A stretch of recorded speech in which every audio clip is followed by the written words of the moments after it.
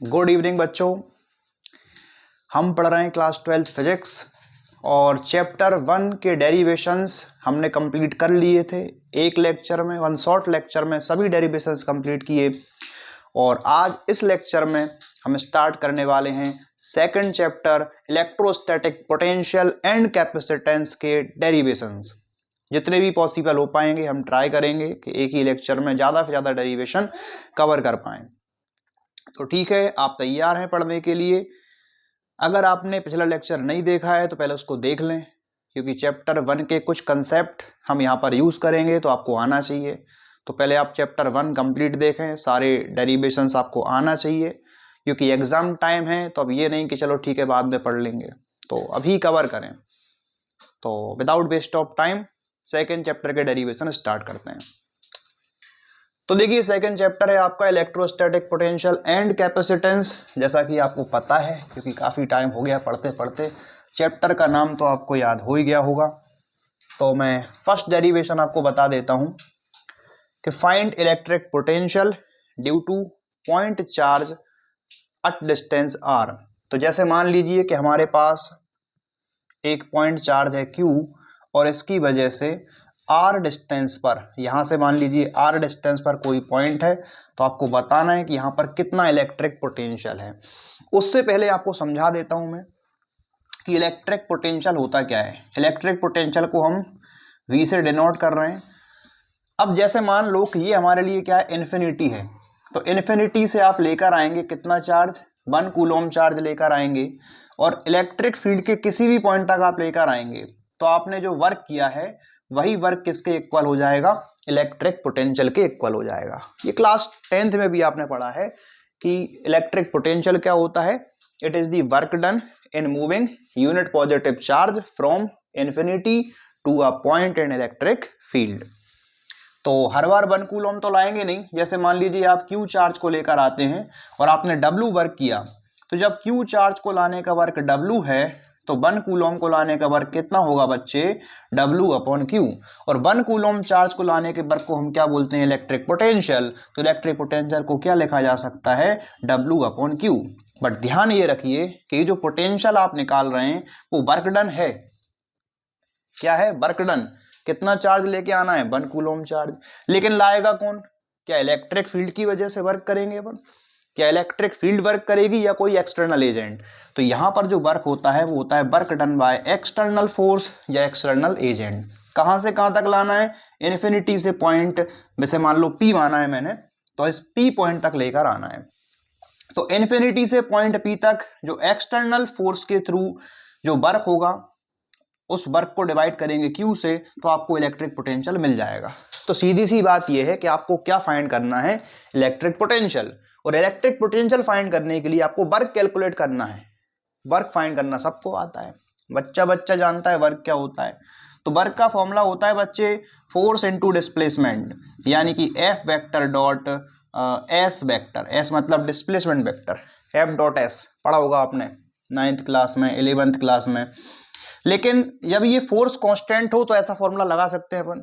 लेकिन जब force constant ना हो, यानी कि फोर्स क्या हो रहा है, चेंज हो रहा है, तो उस टाइम पर आपको वर्क निकालना है। तो वर्क का फॉर्मूला बताइए कौन सा लगाएंगे आप, कमेंट बॉक्स में लिखें कौन सा फॉर्मूला लगाएंगे आप वर्क का। तो वर्क का फॉर्मूला आप लगाएंगे, हम निकालेंगे स्मॉल वर्क, और किसके लिए, स्मॉल डिस्प्लेसमेंट के लिए।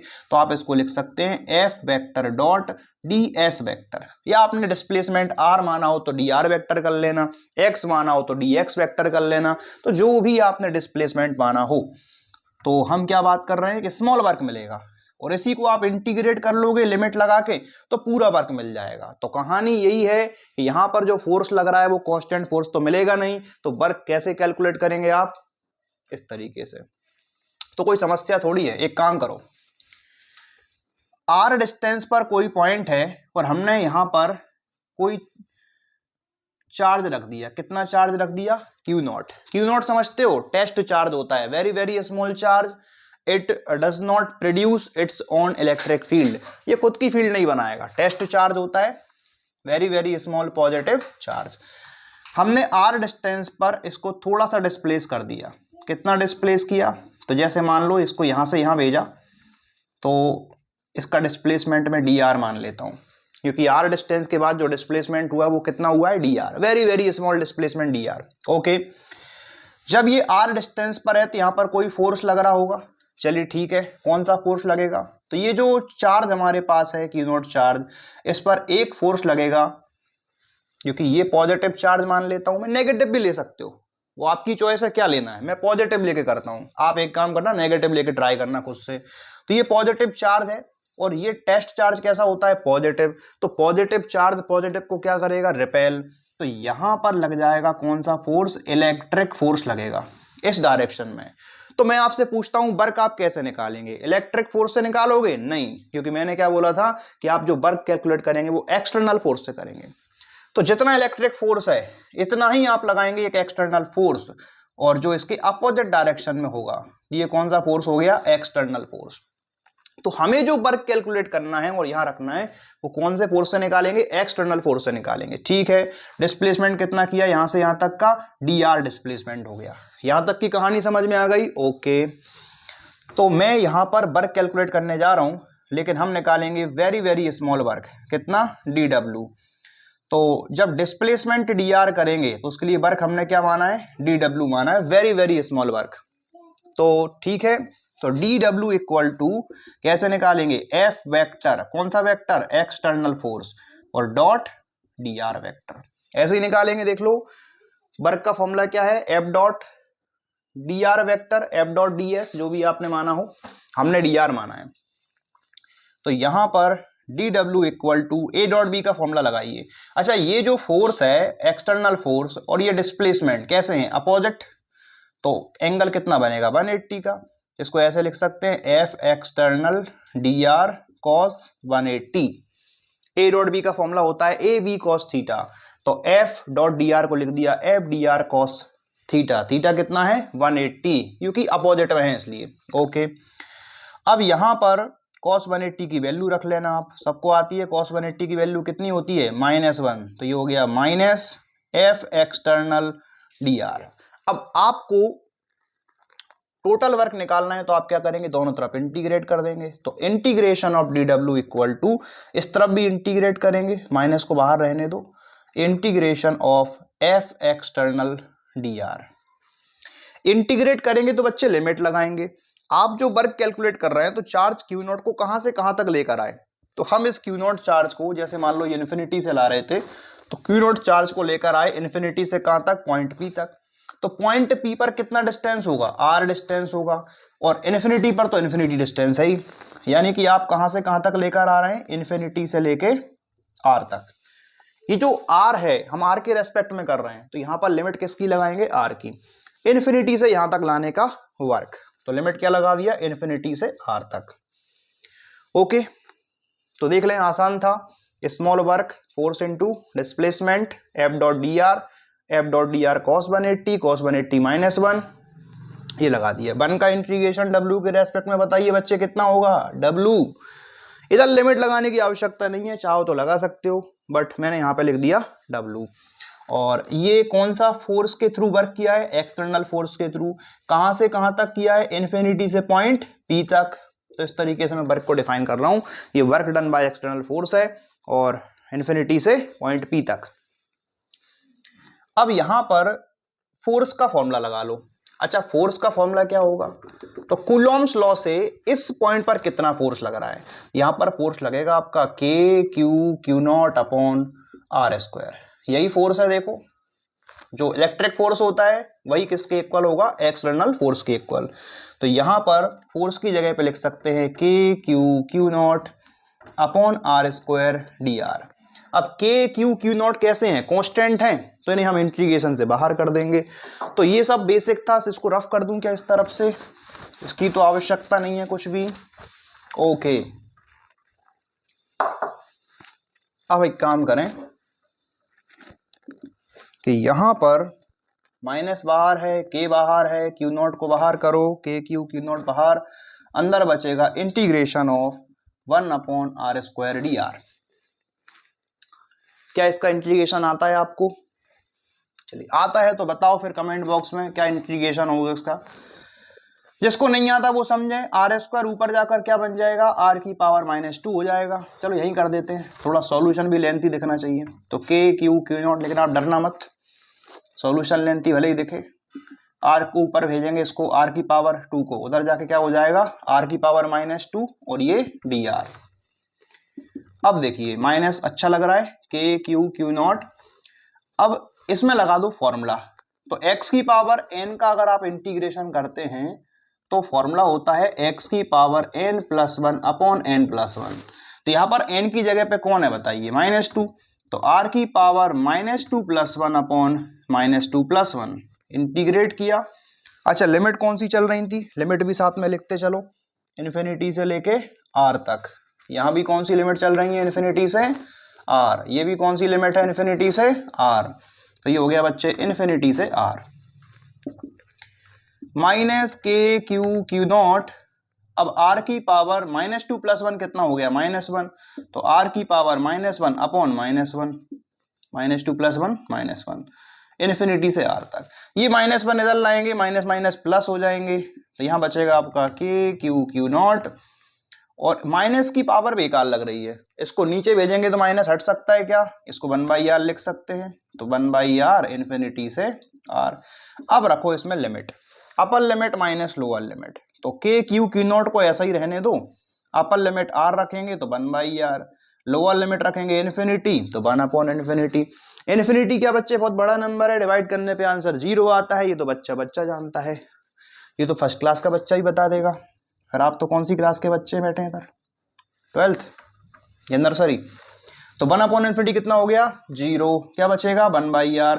ये हो गया के Q Q not by r। तो ये बच्चे क्या आ गया, ये आ गया work done by external force, और कहां से कहां तक, इन्फिनिटी से पॉइंट P तक। ये वर्क आ गया।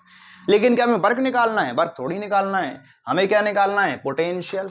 बताओ कहाँ लिखे पोटेंशियल के बारे में, ये थोड़ी सी जगह काफी है पोटेंशियल के लिए। तो आपको पता है कि पोटेंशियल या पोटेंशियल डिफरेंस, डेल वी भी लिख सकते हो आप इसको, मैं इसको वी लिख रहा हूँ, मुझे वी लिखना अच्छा लग रहा है। चलिए तो वी लिखें, पोटेंशियल कितना होगा, तो यहाँ पर work done by external force from infinity two point P divided by charge. कितना चार्ज लेकर आए थे आप लेकर आए थे इन्फिनिटी से क्यू नॉट चार्ज। तो जो चार्ज आप लेकर आए थे उससे ही डिवाइड करना, क्यू से डिवाइड मत करना। किससे डिवाइड करोगे, क्यू नॉट से। क्यू तो ये वाला चार्ज है जिसने इलेक्ट्रिक फील्ड को बनाया था। डिवाइड किससे करना है, जो चार्ज आप इन्फिनिटी से उठा के लाए थे, जिसको उठा के लाए थे उससे डिवाइड कर देना।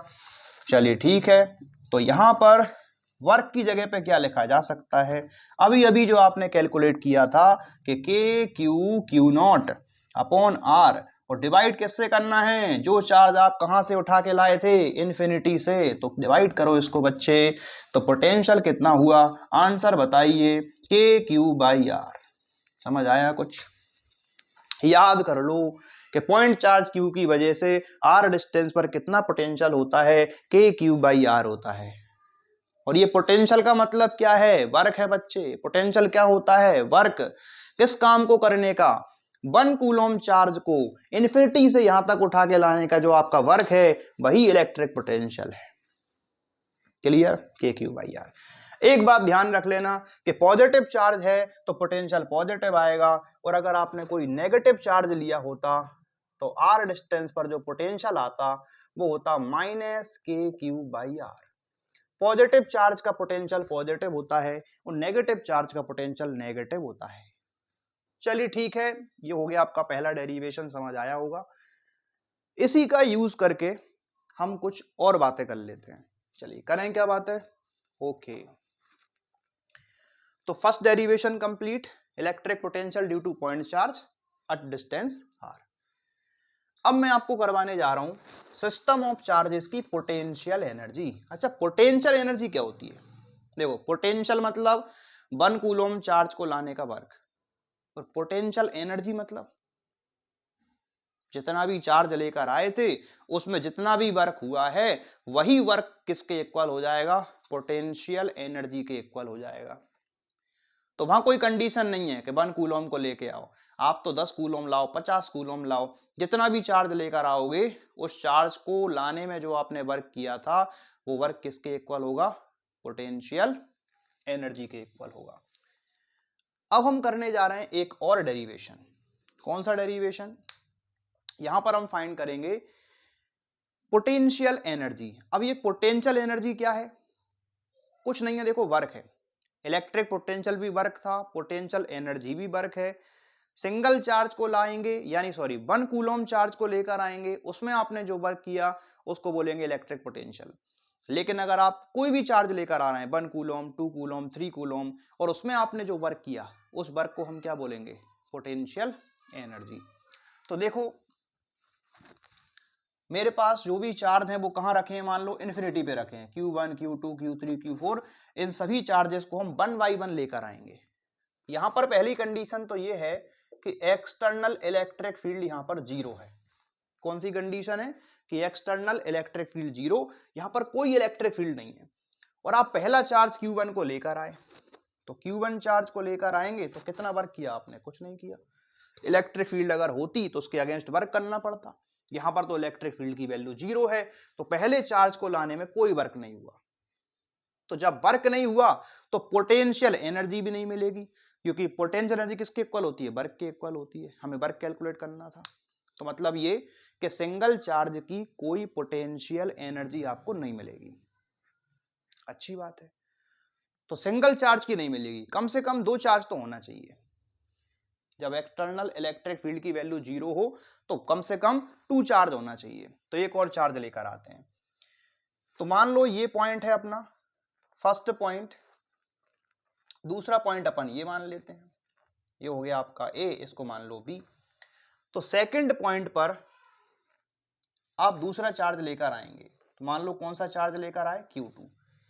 जब Q2 चार्ज को लेकर आओगे तो आपको वर्क करना पड़ेगा। वर्क क्यों करना पड़ेगा? क्योंकि यहां पर Q1 ने क्या बना दी? इलेक्ट्रिक फील्ड बना दी। और Q1 की इलेक्ट्रिक फील्ड की वजह से यहां पर क्या होगा? कुछ ना कुछ पोटेंशियल होगा। इन दोनों के बीच का डिस्टेंस कितना मान लूं? बताओ। मैं R12 मान लेता हूं। कितना मान लिया? R12। आप चाहो तो सिंपल R मान सकते हो, कोई दिक्कत नहीं। मैंने R12 माना है, 1 और 2 के बीच का डिस्टेंस। तो यहां पर डिस्टेंस हो गया R12। तो जब Q1 चार्ज की वजह से R12 डिस्टेंस पर कितना पोटेंशियल होगा? Q चार्ज की वजह से R डिस्टेंस पर कितना पोटेंशियल होता है? अभी करवाया था, KQ/R। यही फॉर्मूला है। तो जब Q चार्ज की वजह से R डिस्टेंस पर पोटेंशियल होता है KQ/R, तो Q1 की वजह से कितना होगा? यहां पर पोटेंशियल होगा KQ1/R12। पोटेंशियल कितना होगा? पोटेंशियल एट पॉइंट बी कितना होगा? KQ1/R12। किसकी वजह से? Q1 की वजह से। तो Q1 ले लो और R12 मतलब डिस्टेंस, ये पोटेंशियल आएगा। ओके। अब आपको चाहिए वर्क। कौन से काम को करने में? Q2 को लाने में। तो आपको मालूम है पोटेंशियल का फॉर्मूला होता है W/Q। तो वर्क कितना होगा? Q into V। मतलब जो चार्ज आप लेकर आ रहे हैं उस चार्ज को मल्टीप्लाई करें किससे? पोटेंशियल से। तो हम कितना चार्ज लेकर आ रहे हैं? Q2 चार्ज लेकर आ रहे हैं।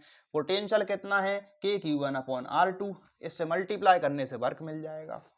तो हम निकालते हैं work done in bringing Q1 charge. Q1 charge को लाने का वर्क मान लो W1 है। तो पहले चार्ज को लाने का वर्क कितना था? 0। फिर work done in bringing charge Q2। तो Q2 चार्ज को लाने का वर्क कितना मान लें? W2। जब W2 वर्क की बात करेंगे तो Q2 का वर्क निकालना है। तो वर्क कैसे निकालेंगे? चार्ज कितना लाए थे? Q2 मल्टीप्लाई किससे करेंगे? पोटेंशियल से, जिस पॉइंट पर आप लेकर आ रहे हैं, क्योंकि हमें इसके अगेंस्ट वर्क करना पड़ा। तो इसका पोटेंशियल कितना था? यहाँ पे पोटेंशियल था KQ1/R12। तो यहां पर आपको मिल गया KQ1Q2/R12। सिंपल R मानोगे तो ये हो जाएगा KQ1Q2/R। ये फॉर्मूला होता है सिस्टम ऑफ 2 चार्ज के लिए। अगर आपको पोटेंशियल एनर्जी फाइंड करनी है तो आपको क्या करना पड़ेगा? दोनों के वर्क को ऐड करना है, W1 प्लस W2। तो अगर आपको निकालनी है पोटेंशियल एनर्जी तो आपको क्या करना है? W1 प्लस W2 कर देना है। पोटेंशियल एनर्जी को U से डिनोट कर सकते हैं। W1 0 था और W2 कितना है? के Q1 Q2 अपॉन R12। आपने अगर सिंपल R माना है तो R रख लेना, तो ये मिल जाएगी आपको पोटेंशियल एनर्जी के Q1 Q2 upon R12। R मानोगे तो के Q1 Q2 अपॉन R। चलिए यहां तक की कहानी समझ में आई आपको। अब एक काम करते हैं, सिस्टम ऑफ 3 चार्ज के लिए निकालते हैं। तो एक चार्ज और लेकर आ जाते हैं। तो एक चार्ज को और लेकर आओगे, इसको रफ कर दें, ये तो 2 चार्ज का है, लेकिन अगर सिस्टम ऑफ 3 चार्ज का निकालना है तो एक चार्ज को और लाएंगे। अब मैं लेकर आता हूं Q3। तो वर्क डन निकालेंगे अपन Q3 चार्ज को लाने में, उसको मान लो W3। अब Q3 चार्ज कहाँ रखें, आप बोलो तो चलो यहां रख देते हैं, इसको मान लो Q3। अब यहां से यहां तक का डिस्टेंस कितना मान लू मैं, R13। यहां से यहां तक का डिस्टेंस कितना मान लू मैं, R23। कितना मान लिया, 23, क्योंकि ये चार्ज कितना है Q2। 1 और 3 के बीच में R13, 2 3 के बीच में R23। अब ये पता करना है कि यहां पर कितना वर्क करना पड़ा। तो वर्क का फॉर्मूला होता है Q इंटू V। बहुत सिंपल है, आप एक काम करो, जब Q3 चार्ज को लेकर आएंगे तो आपको वर्क करना पड़ेगा किसके अगेंस्ट, Q1 के अगेंस्ट और Q2 के अगेंस्ट। जब Q3 को वर्क करेंगे अपन, वर्क करेंगे Q1 के अगेंस्ट, तो आपको चार्ज कितना ला रहे थे आप, Q3। इसको मल्टीप्लाई किससे करेंगे, Q1 के पोटेंशियल से। तो Q1 ने कितना पोटेंशियल क्रिएट किया यहाँ पर, तो पोटेंशियल का फॉर्मूला क्या होता है, KQ/R। तो K और चार्ज कितना है Q1, और डिस्टेंस कितना माना था आपने, R13। तो Q1 ने यहां पर कितना पोटेंशियल प्रोड्यूस किया, के Q1 अपॉन R13। इस पोटेंशियल से किसको मल्टीप्लाई कर दिया, Q3 को। तो Q3 का वर्क मिल गया किसके अगेंस्ट, Q1 के अगेंस्ट। लेकिन इस Q3 को Q2 के अगेंस्ट भी वर्क करना पड़ेगा, तो वो वाला वर्क और निकाल लो। तो Q3 का वर्क हम किसके अगेंस्ट निकालेंगे, Q2 के अगेंस्ट। तो Q2 का कितना पोटेंशियल होगा यहाँ पर, उससे मल्टीप्लाई कर दो। तो Q2 की वजह से पोटेंशियल आएगा यहाँ पर के Q2 अपॉन R23। कितना होगा, R23। चलिए ठीक है, तो ये मिल गया। तो यहां पर इसको अच्छे से लिखेंगे तो आपको मिल जाएगा के Q1 Q3 अपॉन R13, और ये हो जाएगा आपका के Q2 Q3 अपॉन R23। तो ये वर्क कौन सा आ गया, W3। लेकिन अगर आपको टोटल चाहिए सिस्टम ऑफ 3 चार्ज की पोटेंशियल एनर्जी, तो आपको क्या करना है, W3 को इसमें ऐड कर देना है। चलिए कर लेते हैं। तो तीनों को ऐड कर दो, W1 W2 और W3। तो W1 तो देखो 0 आया था, और W2 कितना आया था, के Q1 Q2 अपॉन R12।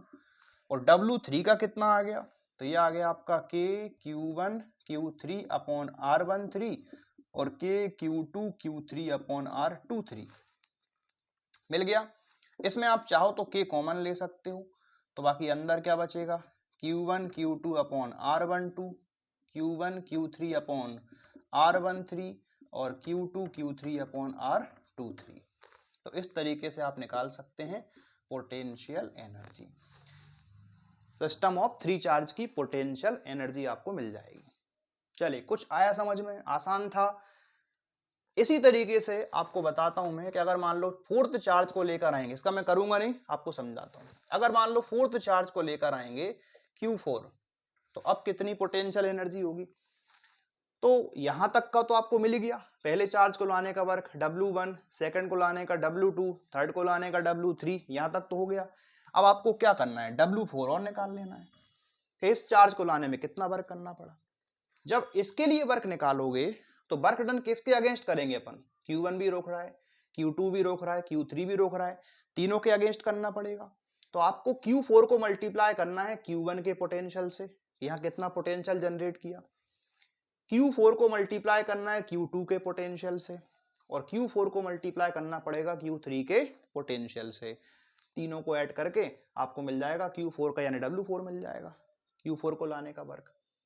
तो इस तरीके से मिलती है। तो ये CBSE वालों के लिए इस टाइप के न्यूमेरिकल्स एग्जाम में पूछे जाते हैं, जिसमें वैल्यू दी रहेंगी आपको, ये चार्ज दिए रहेंगे और आपसे बोलेंगे फाइंड पोटेंशियल एनर्जी। तो आपको ये पूरा कैलकुलेशन करना पड़ेगा, बट कैसे करना है मैंने समझा दिया, तो कोई फॉर्मूला रटने की आवश्यकता नहीं है, आपको कंसेप्ट समझ में आ गया होगा।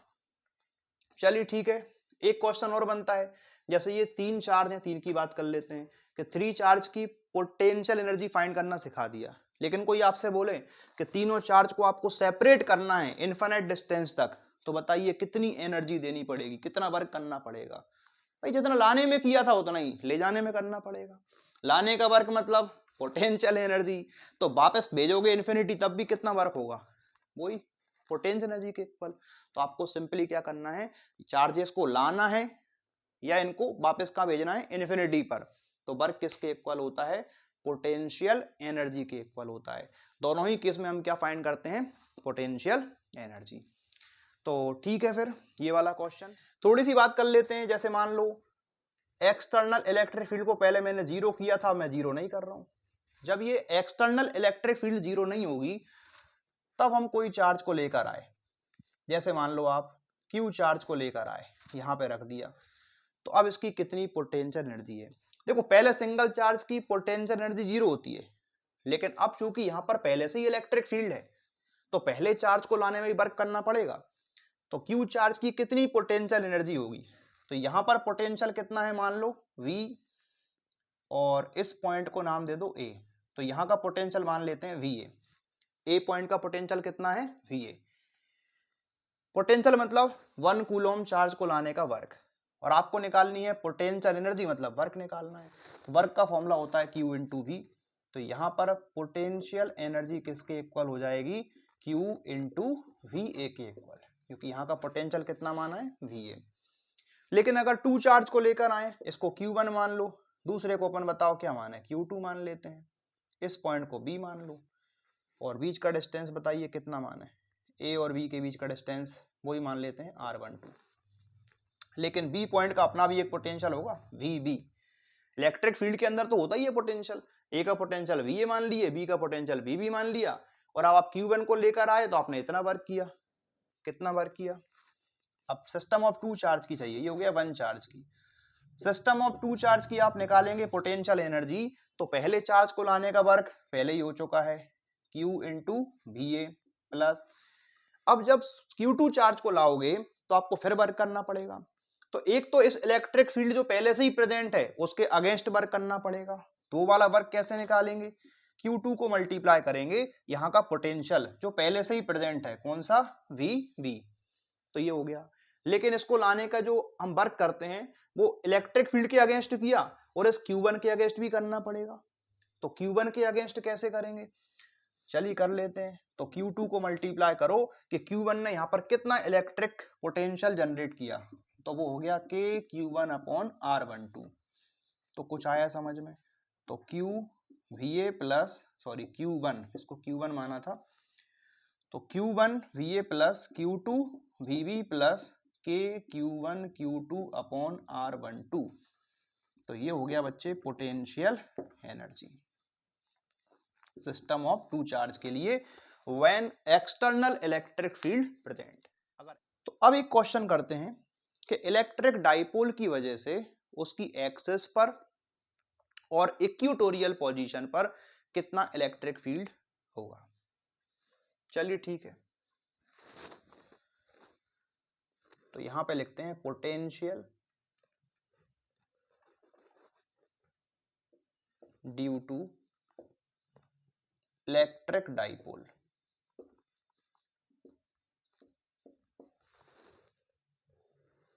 Potential due to electric dipole, electric dipole की वजह से कितना पोटेंशियल आएगा। तो कैसे करें कैलकुलेट, तो एक काम करो, एक इलेक्ट्रिक डाइपोल एज्यूम करें, यहाँ पे चार्ज है -Q, यहाँ पर है +Q, और लेंथ ऑफ द डाइपोल हम कितना मानते हैं बच्चे, 2L। ये हो गया सेंटर ऑफ द डाइपोल, तो यहाँ तक का डिस्टेंस होता है L, ये भी कितना हो गया L। इसकी एक्सिस पर कोई पॉइंट मान लो यहाँ पे दिया है P पॉइंट, और ये सेंटर से X डिस्टेंस पर है। इसको मान लेता हूँ फर्स्ट चार्ज, इसको मान लेता हूं मैं सेकंड चार्ज। 1 2 कहां लिखें, यहाँ अच्छे नहीं लग रहे, चलो यहाँ लिखते हैं 1 और 2। तो देखो, तो फर्स्ट चार्ज की वजह से यहां पर कितना पोटेंशियल आएगा, तो मैं निकालूंगा यहाँ का potential due to one charge, क्या मान लो V1 मान लेता हूं, ओके। तो V1 कैसे मिलेगा, नेगेटिव चार्ज का पोटेंशियल कैसा होता है, नेगेटिव। और क्यू चार्ज की वजह से डिस्टेंस कितना होगा यहाँ से यहाँ तक का, ये डिस्टेंस x है और ये l है, तो डिस्टेंस कितना हो गया x प्लस l। और फॉर्मूला होता है k Q by R, potential निकालना है, माइनस का पोटेंशियल नेगेटिव आएगा, चार्ज कितना है q, तो k क्यूब अपॉन डिस्टेंस, ये x और ये l, तो डिस्टेंस कितना हुआ x प्लस l। ऐसे ही देखो v2 फाइंड करेंगे, तो पॉजिटिव चार्ज का पोटेंशियल कैसा आएगा, पॉजिटिव, तो यहाँ प्लस का साइन ले लो, तो ये हो जाएगा आपका k क्यूब अपॉन, अब ये डिस्टेंस, तो ये पूरा x है, इसमें से l हटा दो तो x माइनस l, तो ये हो गया x माइनस l। ये फॉर्मूला लगा दिया k cube by R, charge q है, डिस्टेंस x प्लस l था, चार्ज यहाँ पर q है, ये डिस्टेंस x माइनस l। आपको चाहिए नेट पोटेंशियल, तो नेट पोटेंशियल के लिए आपको क्या करना है, v1 प्लस v2 कर लेना है। तो यहाँ पे रखिए v1 कितना है, यह आपका minus k cube upon x plus l, और v2 कितना है, k cube upon x minus l। k cube common आ सकता है दोनों में, चलो k क्यूब को कॉमन ले लो, ये प्लस वाले को पहले लिख देता हूं मैं, तो 1 बचेगा ऊपर, k क्यूब कॉमन चला गया, तो x माइनस l प्लस, यहाँ पर माइनस वाले टर्म रख लेते हैं, तो k क्यूब कॉमन ले लिया, 1 बचेगा, जो कॉमन लेते हैं उससे डिवाइड करते हैं, k क्यूब से डिवाइड किया, k क्यूब कैंसिल, क्या बचा 1, और अपॉन में कितना आया x plus l।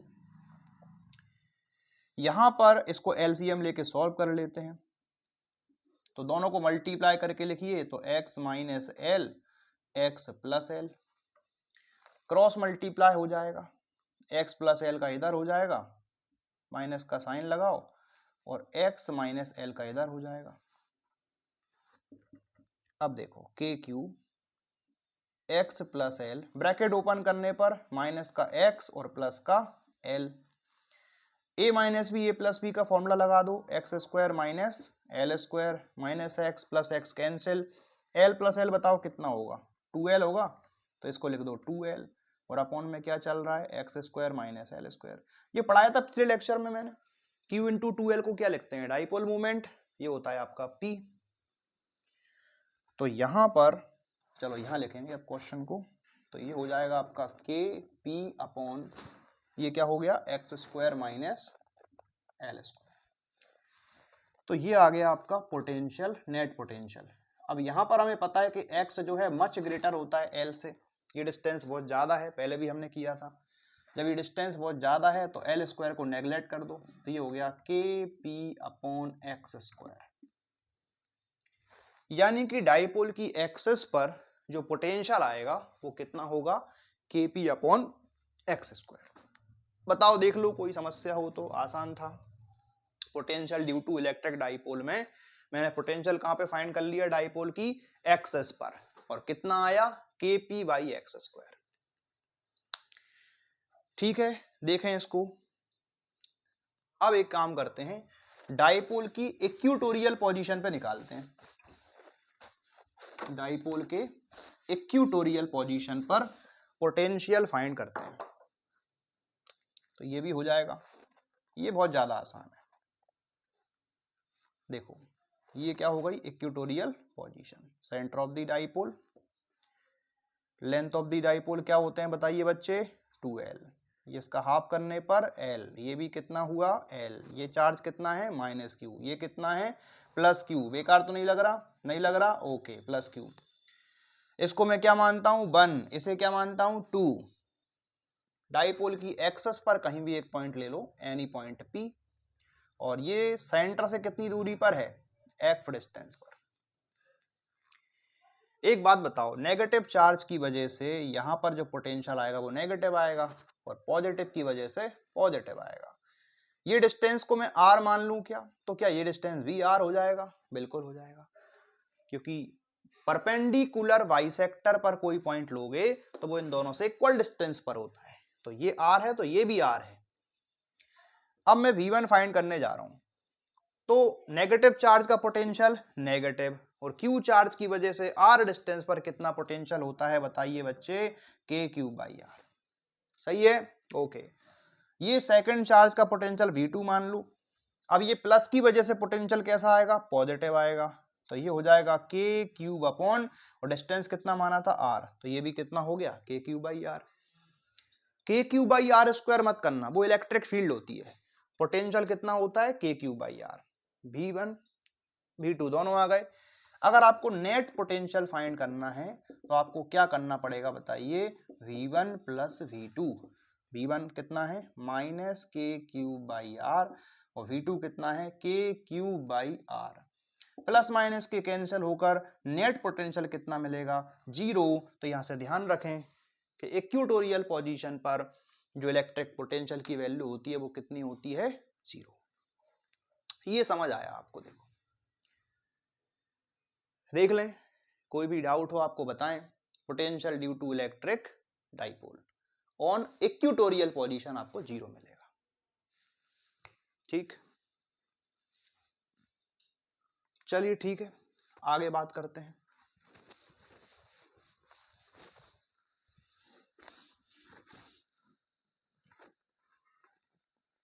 Potential due to electric dipole तो हो गया।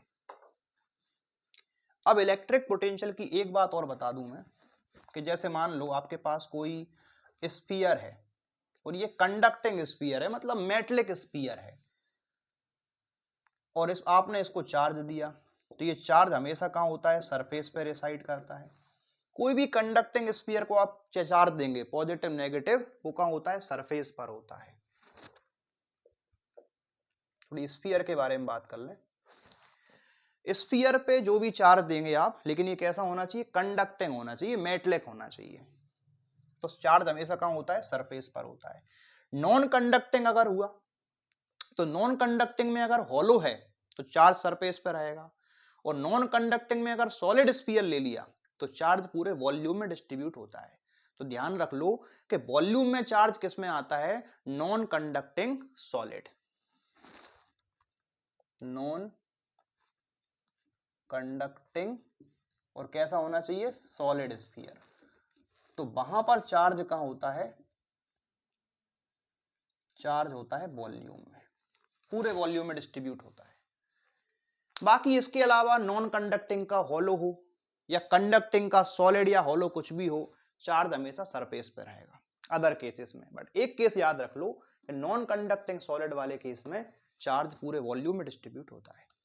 लेकिन अभी ये मान लो हमारे पास क्या है, कोई भी मेटलिक है, तो चार्ज कहां है सरफेस पर। आपको ये तो पता होगा कि इसके अंदर इलेक्ट्रिक फील्ड की वैल्यू कितनी होती है 0। Electric field inside the cell पढ़ाया था, भूल गए क्या, एप्लीकेशंस ऑफ गॉस थ्योरम। तो अंदर इलेक्ट्रिक फील्ड कितनी आ रही थी 0 आई थी। ओके, तो अंदर इलेक्ट्रिक फील्ड 0 होती है। ओके, अब यहां पर ये सेंटर से मान लो इसका रेडियस तो मान लेते हैं कैपिटल आर, और स्मॉल आर मान लो ये कोई पॉइंट बाहर है। तो स्फीयर की वजह से बाहर जब कोई पोटेंशियल निकालोगे आप बाहर वाले पॉइंट पर, ये पॉइंट पी मान लो, तो पोटेंशियल होता है आपका, इस पर चार्ज कितना मान लूं मैं, चलो क्यू चार्ज मान लेते हैं। पूरे स्फीयर पे कितना चार्ज है क्यू, तो पोटेंशियल होता है के क्यू बाई आर। मतलब जैसा पॉइंट चार्ज वाले केस में होता है कि पॉइंट चार्ज अगर क्यू है तो पोटेंशियल होता है के क्यू बाई आर, ऐसे ही अगर कोई चार्ज स्फीयर पे भी रखा हुआ है ना, तब भी वो पॉइंट चार्ज वाला फॉर्मूला लग जाएगा। यानी ऐसा लग रहा है बाहर जाने पर ये पूरा चार्ज स्फीयर पे ना होकर कहां रखा हुआ है, एक छोटे से पॉइंट पे रखा हुआ है। ये क्यू चार्ज पूरे स्फीयर पे ना होकर हमें कैसा एज्यूम हो रहा है, ऐसा एज्यूम होता है कि ये चार्ज कहां है, एक सेंटर ऑफ द स्फीयर पे है, एक पॉइंट चार्ज की तरह। तो फॉर्मूला क्या हो गया के क्यू बाई आर। तो कोई समस्या नहीं है। सरफेस पर निकालोगे तो आर, स्मॉल आर की जगह क्या रख देंगे कैपिटल आर, क्योंकि यहां से यहां तक का डिस्टेंस कैपिटल आर है। तो सरफेस पर अगर पोटेंशियल निकाल रहे हैं तो फॉर्मूला होता है के क्यू बाई आर। ये हो गया सरफेस पर पोटेंशियल। अब इसके अंदर की अगर मैं बात करूं तो अंदर भी पोटेंशियल कितना होगा, तो अंदर भी आप देखोगे तो पोटेंशियल आपको यही मिलेगा जो सरफेस पे था। यही समझने वाली बात है कि स्फीयर वाले केस में जो पोटेंशियल सरफेस पर आपको मिलेगा वो कितना होगा के क्यू बाई आर, और अंदर मिलेगा वो भी के क्यू बाई आर, मतलब सेम पोटेंशियल होता है। इलेक्ट्रिक फील्ड और पोटेंशियल डिफरेंस में रिलेशन को समझ लेते हैं। तो जैसे मान लो क्यू चार्ज है, उसकी वजह से यहां पर कुछ इलेक्ट्रिक फील्ड है। इस इलेक्ट्रिक फील्ड को चलो यहाँ पर कितना मान लें, ई मान लेते हैं। तो यहाँ पर इलेक्ट्रिक फील्ड मान लो ई है, और हमने यहाँ पर थोड़ा सा डिस्प्लेसमेंट किया। मान लो ए से आप कहाँ पहुँचे, बी पर आ गए। ये पॉजिटिव चार्ज है, यहाँ पे कुछ इलेक्ट्रिक फील्ड बनेगी। तो ये पोटेंशियल डिफरेंस हमें फाइंड करना है। ये कितनी डिस्टेंस पर है, आर डिस्टेंस पर है। कितना डिस्प्लेसमेंट किया, मान लो डी आर किया। तो हम फाइंड करने जा रहे हैं relation between potential and electric field. Potential difference को डेल भी लिखा जा सकता है, छोटा है तो डी भी लिखा जा सकता है। तो इनके बीच में क्या रिलेशन है ये फाइंड करते हैं। जब यहाँ पर डिस्प्लेसमेंट स्मॉल करोगे ए और बी, ए से बी तक, तो यहाँ पर पोटेंशियल जो मिलेगा वो भी स्मॉल मिलेगा, मतलब डी भी मिलेगा। ओके, तो मैं डायरेक्ट एक काम करता हूँ, पोटेंशियल फाइंड कर लेता हूँ। तो कितना चार्ज आप लेकर जा रहे हैं ए से बी के बीच में, उस चार्ज को क्यू नॉट मान लो। क्या मान लें बच्चे, Q not. Q not charge को यहाँ से यहाँ तक ले जाओगे तो उसमें कितना पोटेंशियल डिफरेंस होगा दोनों पॉइंट्स के बीच में। पोटेंशियल डिफरेंस क्या होता है, वही बात, potential difference between two points and electric field define as क्या होता है, work done in moving unit positive charge from one point to another point. कितना आपने वर्क किया। तो अगर मान लो क्यू नॉट चार्ज को ले जाने का वर्क हमारा कितना है, डब्ल्यू वर्क है। क्या हो गया, डब्ल्यू। ये वर्क किसने किया, work done by external force. कहां से कहां तक, ए से बी तक ले जाने में। तो work done by external force. लेकिन ये वर्क तो किसका है, क्यू नॉट चार्ज को ले जाने का है, और आपको किसका चाहिए, 1 कूलम का, तो डिवाइडेड बाय क्यू नॉट। इस तरीके से आपको मिलता है पोटेंशियल। ओके, अब यहां पर कोई आपसे बोले कि वर्क निकालना है, तो वर्क कैसे निकालोगे, वही फॉर्मूला है पहले वाला, पोटेंशियल का फॉर्मूला लगा दिया मैंने। ओके, तो यहां पर इलेक्ट्रिक फोर्स लगेगा इस पर, इस डायरेक्शन में। ये कौन सा हो गया, इलेक्ट्रिक फोर्स, इलेक्ट्रिक फोर्स। और इस तरफ कौन सा फोर्स लगेगा, तो यहां पर फोर्स लगेगा आपका एक्सटर्नल फोर्स। तो वर्क का देखो एक फॉर्मूला और भी तो है, फोर्स इनटू डिस्प्लेसमेंट, तो उससे भी आप वर्क कैलकुलेट कर सकते हैं। बट डिस्प्लेसमेंट स्मॉल हुआ है तो हम यहाँ पे क्या लिखेंगे, तो F external force vector dot d are vector, इससे भी आ सकता है। और ये क्या चल रहा है, क्यू नॉट। अच्छा, फोर्स का फॉर्मूला तो आपको मालूम होगा, कूलॉम्स लॉ है, क्योंकि दो चार्ज हैं, कितना फोर्स लगाएंगे आर डिस्टेंस पर, तो K Q Q naught upon R. या फिर एक काम करो, फोर्स का फॉर्मूला मत लगाओ, इलेक्ट्रिक फील्ड ई है तो वहां पर फोर्स कितना होता है, अगर क्यू नॉट चार्ज को इलेक्ट्रिक फील्ड ई में रख दोगे तो यहाँ पर फोर्स कितना लगेगा, क्यू नॉट इंटू ई। यानी कि जो फोर्स वेक्टर होगा वो Q not into E vector के इक्वल आएगा। अरे पुराना फॉर्मूला है यार, क्यू चार्ज को इलेक्ट्रिक फील्ड में रखते हैं, फोर्स कितना होता है, क्यू इंटू ई। तो क्यू नॉट चार्ज है और इलेक्ट्रिक फील्ड ई मानी है, तो कितना हो गया, Q not into E. Very good, चलिए रख दो यहाँ पर। तो पोटेंशियल डिफरेंस के लिए ये जो फोर्स है उसकी जगह पे बताओ मैं क्या लिख दूं, Q not into E vector, और डॉट क्या चल रहा है, डी आर वेक्टर, और डिवाइडेड बाय क्यू नॉट। क्या क्यू नॉट कट जाएगा, कट जाएगा। तो यहां पर ये फॉर्मूला निकल कर आया कि जो डी भी होता है पोटेंशियल डिफरेंस, वो होता है E vector dot d are vector. ये देखिए ये फॉर्मूला है। तो पोटेंशियल डिफरेंस कितना हो गया, E vector dot d are vector. यहीं पर अगर आपको पूरा पोटेंशियल डिफरेंस चाहिए डेल वी, तो इंटीग्रेट करके निकाल सकते हैं। तो integration of E vector dot d are vector. चलिए समझ आया। तो ध्यान रखें यहां पर अगर मैं डॉट लगाना चाहूं तो इस केस में, क्योंकि फोर्स इस तरफ है, डिस्प्लेसमेंट इधर हुआ है, एक्सटर्नल फोर्स इधर है, डिस्प्लेसमेंट इस तरफ है, एंगल 180 का बनेगा, cos 180 -1 हो जाएगा। तो इस केस में अगर मैं चाहूं तो पोटेंशियल डिफरेंस को लिख सकता हूं minus E D R. Minus आने का मतलब क्या है, नेगेटिव क्यों आया पोटेंशियल डिफरेंस, तो ध्यान रखो ये भी कंसेप्ट है सीबीएसई वालों के लिए कि पॉजिटिव चार्ज की वजह से इलेक्ट्रिक फील्ड बनती है किस डायरेक्शन में, इस डायरेक्शन में। और ध्यान रखो इलेक्ट्रिक फील्ड की डायरेक्शन में हमेशा पोटेंशियल डिक्रीज होता है। ये बात नोट कर लेना कि इलेक्ट्रिक फील्ड इस डायरेक्शन में है, तो नोट करने वाली बात मैं यहां लिख देता हूं कि potential decreases, potential decreases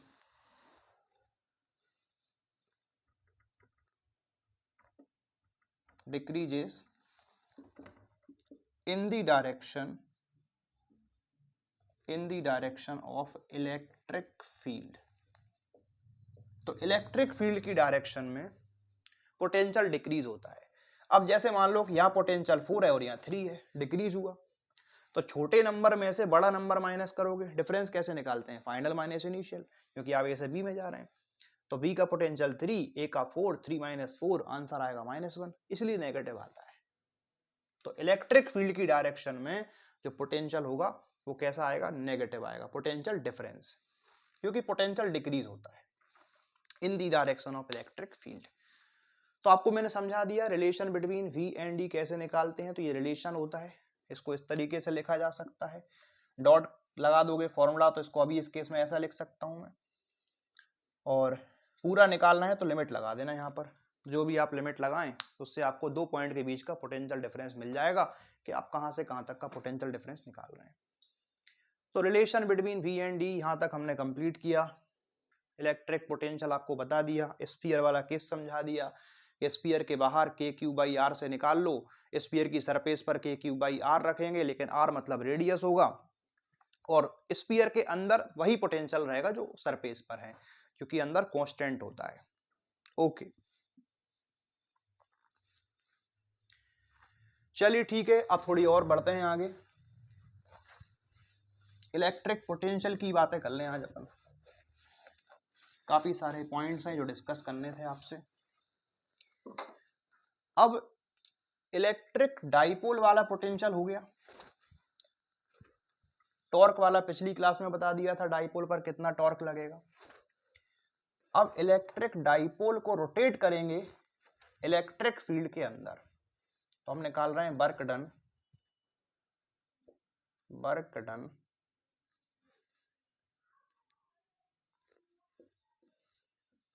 electric dipole.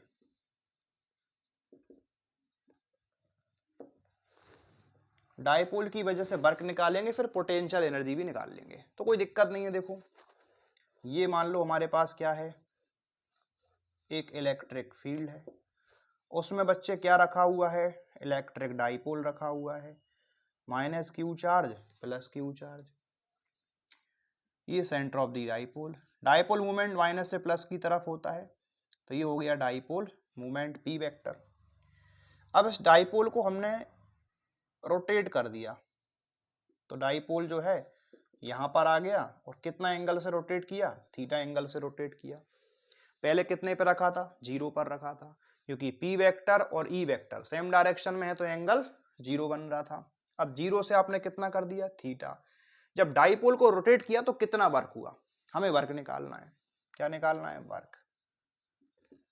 देखो आपको वर्क कैलकुलेट करना है डाइपोल को रोटेट करने में।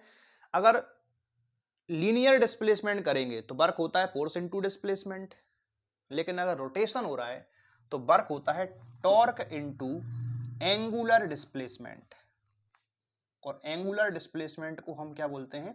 थीटा बोलते हैं। तो वर्क का फॉर्मूला क्या होता है?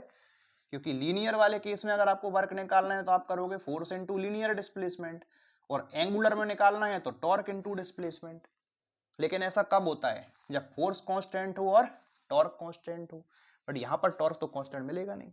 जब कोई चीज कांस्टेंट ना मिले तो अपन स्मॉल वर्क निकालते हैं स्मॉल डिस्प्लेसमेंट की वजह से। तो हम ये वाला फॉर्मूला यूज करेंगे यहाँ पर। स्मॉल डिस्प्लेसमेंट के लिए, स्मॉल एंगुलर डिस्प्लेसमेंट के लिए जो वर्क होगा वो कैसा होगा? स्मॉल वर्क होगा, मतलब dw। तो बस ठीक है, तो आप कैलकुलेट करो इसमें स्मॉल वर्क किसके लिए। तो यहाँ पर dw वर्क मान लेते हैं small, for d theta angular displacement. तो फॉर्मूला लग जाएगा tau d theta, torque into displacement. तो रोटेशन में फोर्स की जगह पे टॉर्क आ जाएगा, और लीनियर डिस्प्लेसमेंट की जगह पर एंगुलर डिस्प्लेसमेंट। पूरा वर्क चाहिए बच्चे, तो क्या दिक्कत है? इंटीग्रेट कर लो, दोनों तरफ इंटीग्रेट कर लो। लिमिट क्या लगाओगे? अरे एंगल की लिमिट लगाएंगे, एंगल 0 से कहाँ तक चेंज हुआ है? थीटा तक। पहले 0 था, अब थीटा हो गया। 1 का इंटीग्रेशन W के रेस्पेक्ट में W यानी टोटल वर्क आ जाएगा। टॉर्क का फॉर्मूला शायद आपको याद होगा, ये होता है PE sin theta. D theta को चलने दो, लिमिट वही आएगी। तो टॉर्क का फॉर्मूला PE sin थीटा पहले ड्राइव कर चुके। क्या P और E कांस्टेंट है? Dipole moment, electric field. Chapter 1 का लेक्चर जरूर देखें, तभी आपको ये समझ में आएंगी चीजें, क्योंकि सब आपस में लिंक हैं ये। यहाँ बचेगा साइन थीटा डी थीटा और लिमिट 0 से थीटा। तो वर्क इक्वल टू ये हो गया आपका PE साइन थीटा का इंटीग्रेशन कितना होगा? Minus cos theta. देखो डिफरेंशिएशन नहीं है, इंटीग्रेशन है, माइनस कॉस थीटा और लिमिट 0 से थीटा। तो यहां पर PE माइनस को बाहर कर लो और लिमिट लगाओ cos theta minus cos 0, upper limit theta, lower limit 0। क्या कॉस 0 कितना होता है? इसको रफ कर दें, ये तो समझाया मैंने कि फॉर्मूला कैसे लगाया।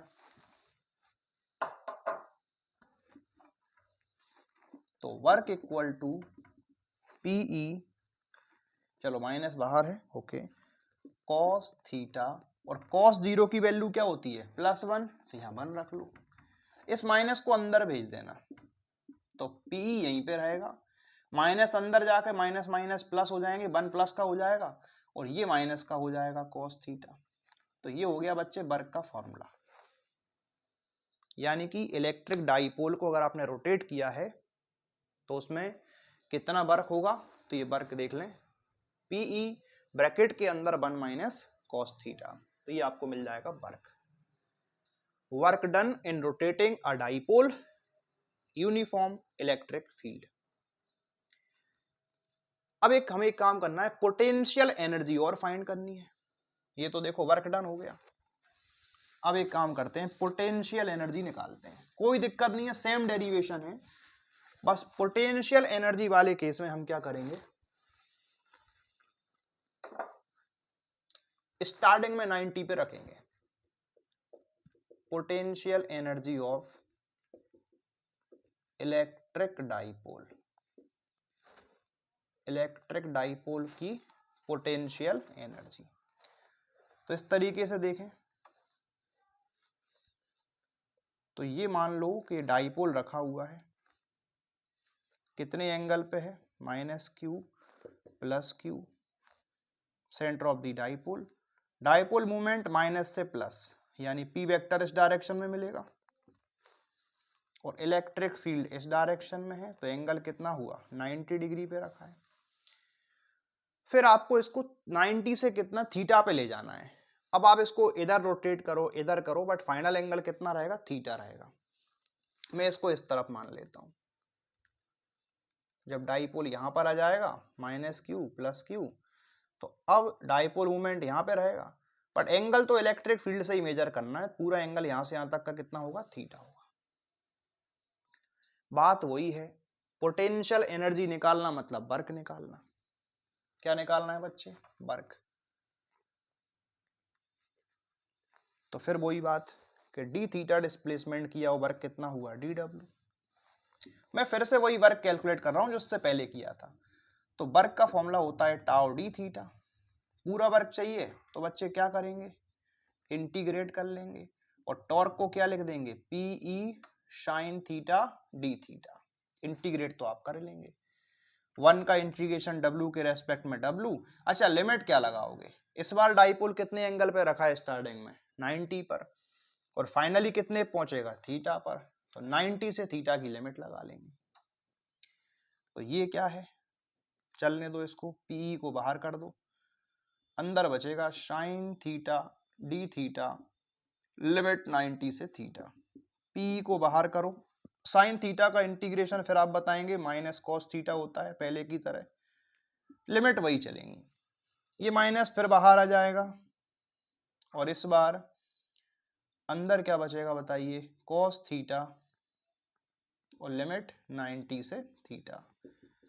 यहां पर आप रखेंगे upper limit minus lower limit, तो कॉस थीटा माइनस कॉस 90 तो माइनस पीई ये हो गया कॉस थीटा, कॉस 90 की वैल्यू बताओ 0, तो आंसर क्या आ गया माइनस पी कॉस थीटा।